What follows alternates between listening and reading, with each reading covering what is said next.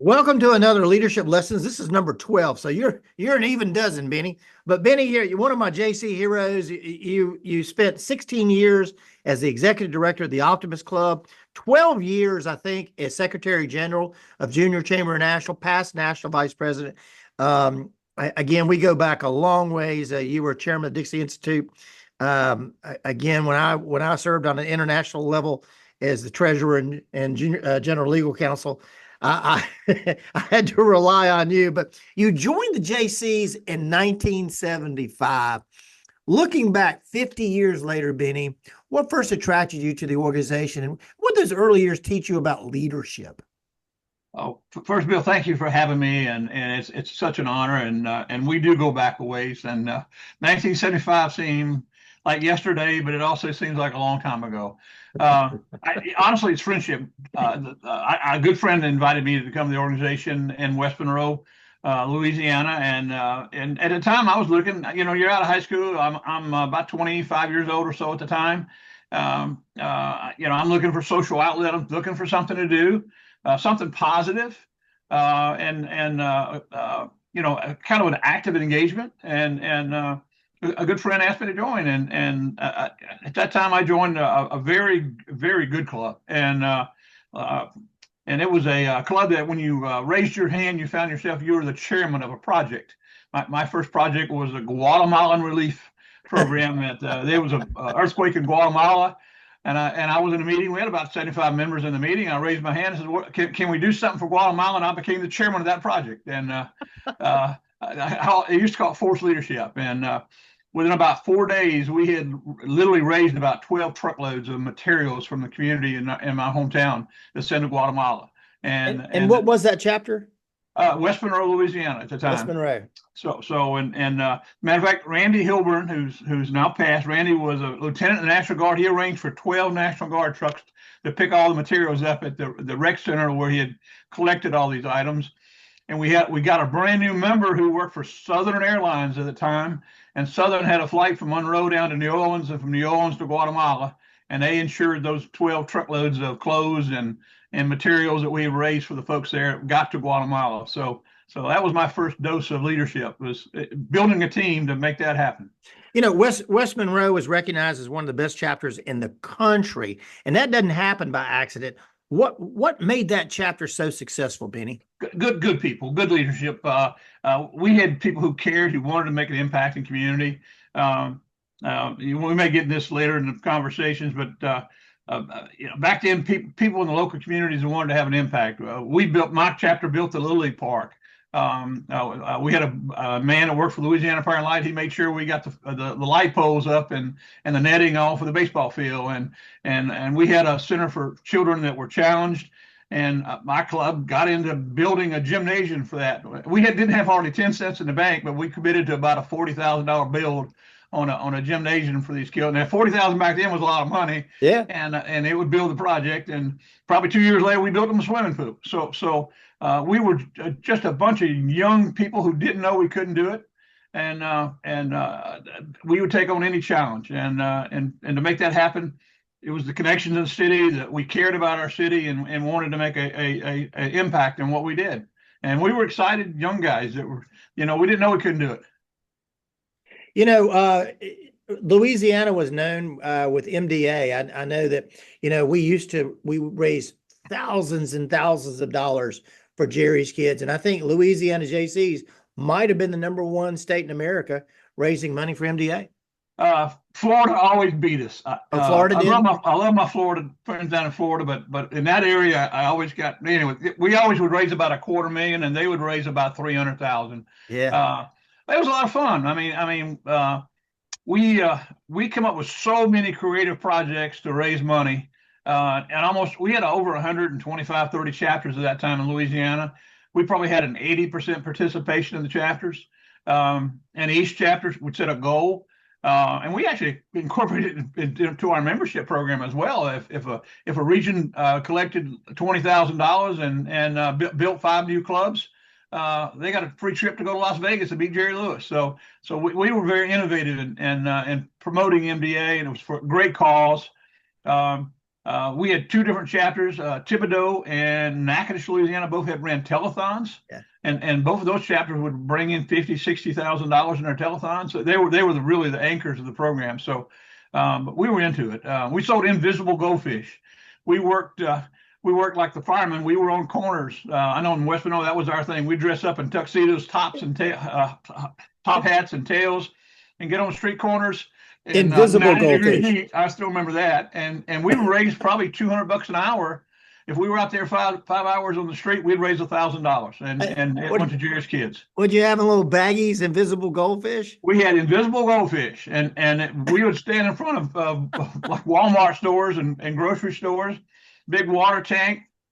We had little pieces of paper to tell you how to care for invisible goldfish. So when you would dip the water out and put the water in the bag, and we'd tie the bag up and hand you the invisible goldfish, you got little instructions on how to take care of your invisible goldfish. How much did you sell them for, Benny? Huh? They went for $1. They went for $1. And we had fun. We had fun too. Oh, that's crazy. Hey, I was reading your bio. So I was JC of the Year 2 times in Rock Hill, and I thought I was big stuff with 2 times. You were JC of the Year 3 times at West Monroe. Looking back on that, was there one lesson in those early years that stayed with you when you were executive director of Optimist and then later before Secretary General of JCI? Was there one lesson that really stuck with you in those years? Probably sincerity. I mean, people know when you're sincere about what you're doing, and when you're giving it your best. Never overpromise. Do what you say you're going to do. I was. God, at that time I was super active. There was not a single project I wouldn't get involved in or help or share or put my hands in. I learned by doing. I mean, I have a master's degree in business. I have a BBA as well, but I learned more in Jaycees than I ever learned at universities. Dealing with people, building a team, overcoming things that you wouldn't overcome in a certain sense. I had a thing that, we'd always put a new member in charge of a project, and if they fail, that was success. They learned something. I probably always learned more from failure than I did from success. We'd dust their knees off and pick them back up and send them back into the game again. I mean, that's kind of the project. And but yeah, you work hard. I learned to work hard. That was probably the thing I learned about Jaycees.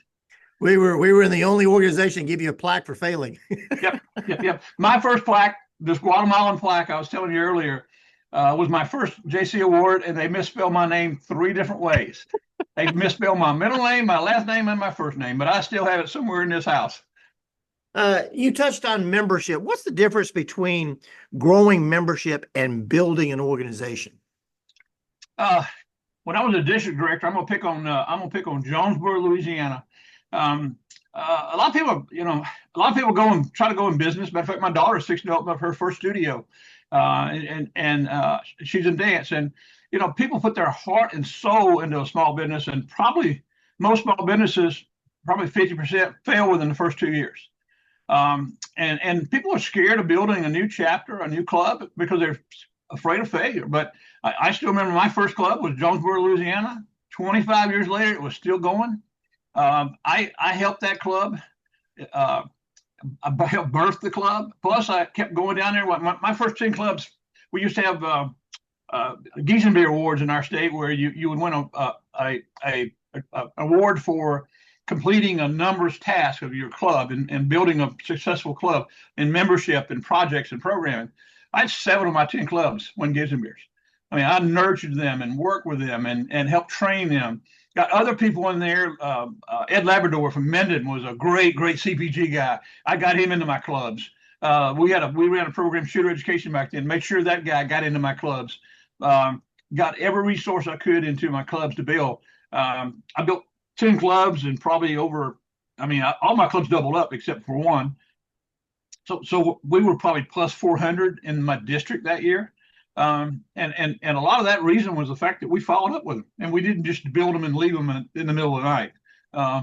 But the training, get them involved, activating them, get them into a district meeting. We used to have a big crawfish bowl in Monroe, Louisiana would have a huge crawfish bowl every April.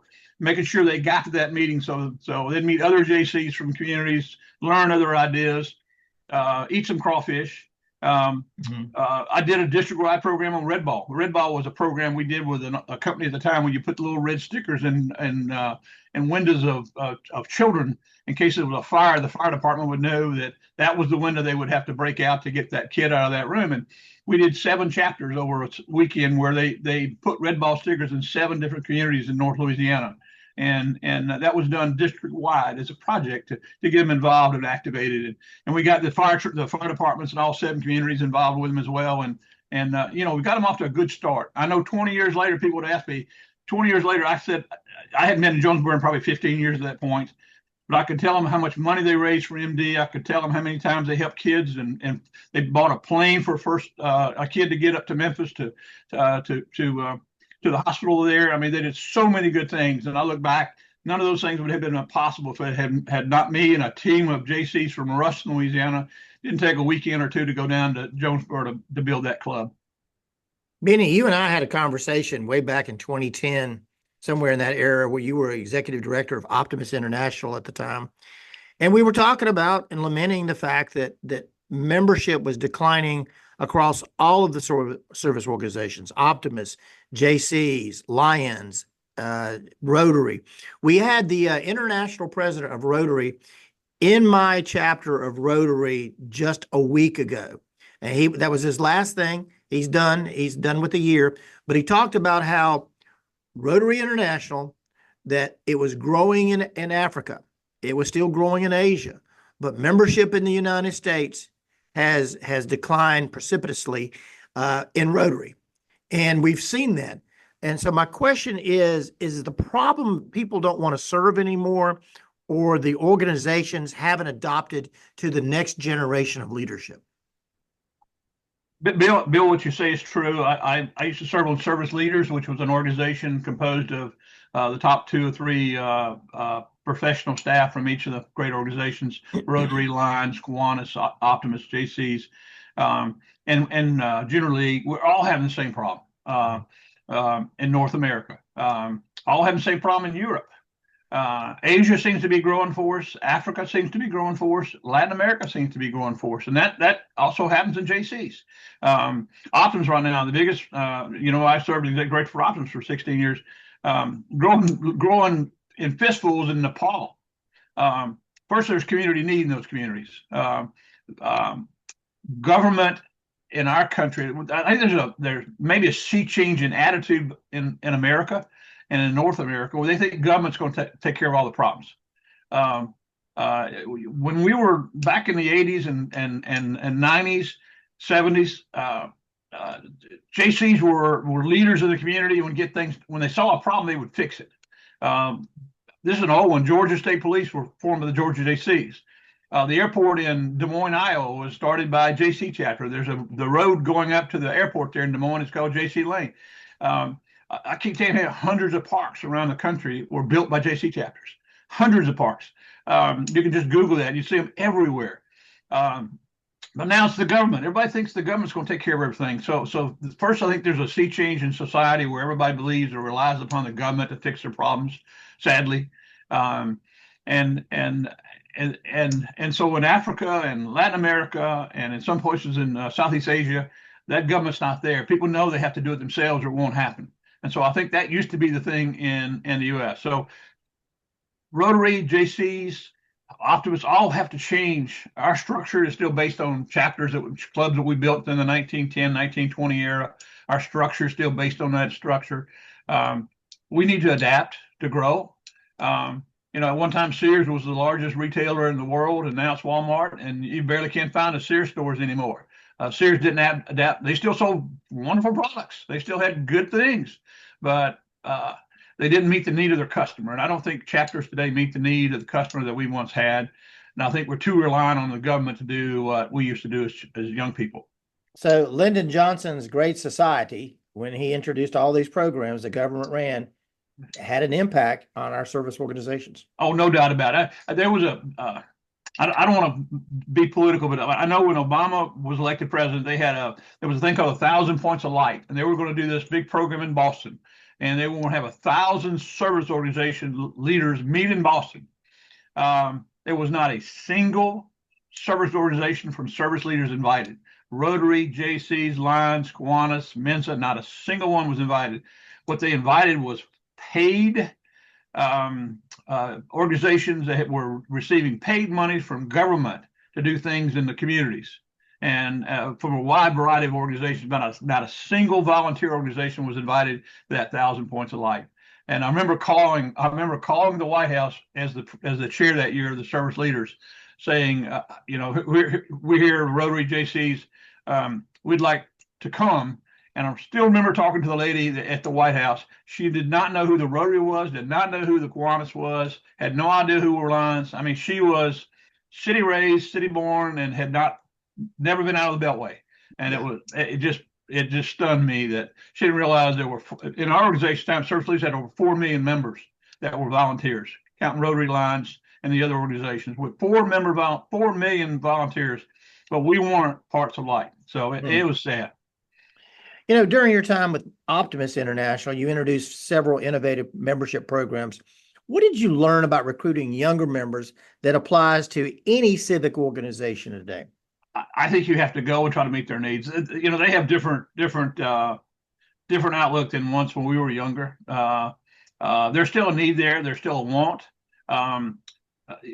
You have to get them away from their computers, and they'll still join a club if you can get past that point. Computers and online does not teach you how to work with people. I mean, they're a lot of fun. I can play a computer line game, and nowadays Wikipedia, or you can Google almost anything. You can shop anything online. But if you really want to grow some skills, you got to work with people. And I think we had to sell that point when we were recruiting younger people. Interaction between young people is so much better. And I mentioned earlier, I learned more by working with people in a JC setting than I ever learned at college. I was fascinated when you were at JCI and you worked with people like David Oji and some of those world presidents from Japan and all the other countries. Here's a guy from Louisiana that is working with people across the world. You work with 11 different JCI presidents, 9 different countries. What do those international experiences teach you about listening before leading? We don't listen enough. That's no doubt about that. And I had 11 different international presidents who all had different dreams, who all had different goals, who all came from different cultures. And it always would take me about a month or so to get to understand what they were seeking and wanting. And people like David Oji was one of the best ever. He was so sincere. He cared so much. His dreams and work was for the organization to improve chapters and improve membership.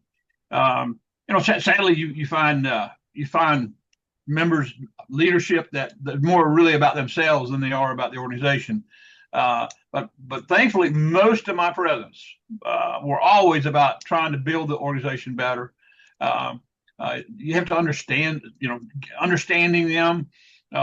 Culturally, they were fun. I mean, that was probably the best part of working with the guys. The guys from Young Suk Che from Korea was always a hoot. Hardest part with him was to keep up with him and with his bombs. He would hurt you with those if you let him. But I was blessed. I really was blessed. I had Albert Hildebrando from France, and one of his big goals was to have one of the most successful World Congresses ever. We had a hurricane right before it, and we had to replan the booger. I mean, we had the Hurricane Andrew almost destroyed Miami, and that's where the World Congress was going to be in November. It hit in September, early August. That was my year as national president. And we had to almost rebuild the entire World Congress from ground up. But at the end, we had 6,600 people come to Miami, and it was a huge success. Kind of like this World Cup going on now. The Germans and the Scots about drank us dry. I remember Anheuser-Busch gave us 150 kegs of beer, and I think the Scots and the Germans drank every drop. I followed that up with Robbie Dawkins from the USA and Hong Kong, and David Oji in Kobe, Japan. And I mean, we had such good leadership, and it was an honor and a pleasure to work with those. And I think that's we have a line: service to humanity is the best work of life. And I think that was probably one of the reasons I was successful was my mind was service, was serving them and making sure they were successful in their dreams and their goals. I once heard Charlie Madsen talking to just a JC that said that they hated politics. And one of the things that Charlie said is politics is in every organization, whether it's your church, your civic club, your nonprofit, corporation, everything has politics involved. You successfully navigated those environments for decades. What's the secret to surviving organizational politics without becoming political yourself? Well, that's the biggest part, not get political. I mean, political, it will kill you. The key is do your job. And you have a budget you're working with. You have a president. You have a board. You're trying to cultivate that board and make them stronger and smarter and better, and educate the board. I think that was one of my strengths at JCI was working with my young board members, keeping them smart and sharp, and keeping them on task, providing them with the tools they needed to reach their goals. If you ever get political, and honestly, I came from the political background in the US Jaycees. I was a state president. I was a national vice president. I was an MDA's chairman. And then at the old age of 29 or 30, I was pretty much had achieved all the things I could do. And so I became chairman of Dixie Institute, which was promoting successful people into higher offices. And so I was kind of a political person at that point. I was trying to encourage good people to become state presidents and national presidents and VPs. And that was one of my goals. And also encourage, and I got a chance to serve on the international level. And my first big goal was running the Miami World Congress to Miami. Yeah. And we hadn't had one since '74, so in St. Louis. So one of my goals was to bring the first World Congress in, and not only did I bring it in, I wound up being the Secretary General of that World Congress. So that was cool. But same thing in Optimist. We had politics in Optimist. Same thing. Stay away from the politics. Do your job. Promote the membership. Promote the growth. Do your best to help the VPs, the governors achieve their success and their dreams, and not become political, picking people or trying to become involved in what the organization, who they elect. If you ever get involved in that, you're toast. And I've seen it happen so many times in associations. The average association exec tenure, according to the service leaders, is 3.5 years. Yeah. I served 12 at JCI and 16 at Optimist, so I think I outlived that expectation. Benny, I remember as a national vice president, we wrestled with spending thousands of dollars to buy a new computer in Tulsa that took up about, I think it was like 1,000 square feet of space. Remember it. And today, probably the computer I have sitting on my desk could power about everything you needed to do. And we look at today's technology, and I think, what if we had the power of doing AI and social media and things when we were state and national presidents? But I guess the thing I want to ask you, you modernized the headquarters, the communication to embrace the technology. You transformed the organization. How does a leader know when it's time to preserve tradition and when it's time to challenge it? Oh God, the only constant is change, and I think we all know that. That change is just constant. And you have. I remember when I became SG, we still had budgets for wires. We had AT&T wires, and we had just got new fax machines in, and we had our first computer or two with Word Perfect. And I remember any one morning when I come in on a Monday morning, there'd be 4 or 5 wires. There'd be maybe a half dozen faxes, and it'd be probably 300 hard letter mails that had come in over the weekend. Yeah. Well, fast forward 2 years later, I had no hard copy mail anymore. The wires were done, and we would have hundreds and hundreds of faxes. Well, a couple years later, no faxes, no hard mail. It was all on the computer. It was all Word. We had abandoned Word Perfect, which was a very good software program. Tradition just sometimes just falls because technology outpaces it. Yeah. And now we have, today is AI. So now we text things, and we got to have our little cell phone with us, and I have 2 or 3 really nice Nikon cameras. I don't remember the last time I used one of my Nikon cameras. I have I have an iPhone that takes great pictures. Uh, uh, Technology is really beautiful, Right. and traditions. You honor your traditions, you honor your past, but you have to keep up. Yep. And if you fall behind, you become serious. And I still remember that used to be a question: when is your Kodak moment? That used to be the advertising of Kodak when you would take that picture. The question was, when did Kodak realize they were not doing what they needed to do to survive for the Gone. next? Yeah, gone. Kodak is gone. So I embraced a lot of traditions, but you have to understand that you have to change. Yeah. Benny, both the Jaycees and the Optimists believe in strong communities begins with engaged citizens. Why are civic organizations still important in an area that's dominated by that social media we talked about and virtual relationships? I think virtual relationships are really under.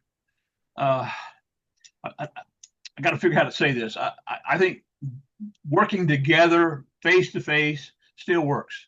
Yeah. I still like a phone call. I want to hear that. I want to hear. I mean, my wife and I, we communicate with our kids. I have 5 children. They love texting. I don't love texting. I want to talk to them. I want to hear what they're saying. I want to hear the inflection in their voice. Texting is so sterile. And I think it's important that if for any community that you have this public interaction. I think that's the reason some of these maybe socialist organizations right now are being so successful. They are out there in the streets working together, protesting together, feeding off each other. Yeah. And that's what we used to do in JCs. We would I used to go to a convention or a Congress in the middle of Georgia or the middle of Wyoming, and there'd be 600 or 700 screaming JCs. They would empower you, and I think that works. Online is wonderful for a lot of things, but if you really want to build a society, you have to do it face to face. Yeah. If a 25-year-old young professional were to ask you today, why should I join a civic organization instead of just volunteering occasionally? What would you tell them, Benny? Episodic volunteering is the thing now. Everybody wants to go and work for Homes for Habitat for a weekend, and I volunteered. I've done my part. I don't have to do anything else for another year. That's great, but I don't think you learn from that. You may feel good for a few hours. I would advise any 25-year-old jump in. Grab something, grab a hold. You'll get so much more from it than you ever put in. Right. The skills you learn from working with people are skills you'll never forget. You don't learn online. I mean, you do an online course, it's great, but in classroom teaching, in the field learning is so much better. And building clubs, when we used to build clubs, that's how you learned how to build a club, was go into another community and walk into a business, walk into a home, walk into a government office and talk face to face, selling your spirit, your JCism, your thoughts, why you joined. And I think if you were sincere, they would buy it and they would join and they'd build a club with you. And I think that's how we built a lot of clubs in my day, was sincerity. Looking at people who most influenced you in your past, whether it was JCs or maybe in the community, is there someone that stands out as going like, this is one of my heroes, and why? Oh God, I had so many heroes. Probably Robert Adley was my first state president when I was a district director, and Adley was probably one of a gifted motivational speaker. If you couldn't get fired up when Robert was talking, you might as well just go home. I still remember Tel Bechtel. Bechtel was another one of those motivational speakers back in the early 80s that could really motivate a crowd, get you thinking about things you could do or couldn't do. Doc Hanks from Texas. I went to my first July officers training school, and actually I overindulged in some of the nighttime activities, and I only made a couple of the training classes at University of Tulsa, and one of them was Doc Hanks, and he inspired me to be a district director. He had built 13 clubs as a district director in Texas from Corsicana, and I set out. I didn't break his record. I got 10, and then Glenn Harder from Alabama. Glenn Harder was probably the most sincere, dedicated person I think I've ever met to this day. And Glenn has worked in Alabama and Mobile, I think, with a different nonprofit there as well, past the JC days. But so Glenn Harger, God bless that man, and Doc Hanks and Adley. Adley, he was a typical leader. You loved him and you hated him, but he could get you to do things. I had so many JC heroes in my state. One of them we're gonna remember next week. Tom Russo, we just lost him. Very valiant battle with cancer. And then some tremendous Dixie leaders, Bryn Daniel, yourself, Bechtel. I mean, the list goes on and on. We had some really good speakers. The last question I want to leave you with is if you could share just one leadership lesson with the next generation of leaders, whether Optimists, Lions, JCs, whatever civic organization they get involved in. One principle you've learned over a lifetime of serving locally, nationally, and internationally, what would that be? Lord, I used to have a saying in one of my speeches: never give up, never say die. Life's like a marathon. I mean, we have ups and downs. I used to be actually, it's hard to believe it now, but I used to run. I used to run in marathons, cross country in high school. You don't quit. And I had a saying one time. It was on one of my plaques. Was I've done so much with so little. I can do anything with nothing at all.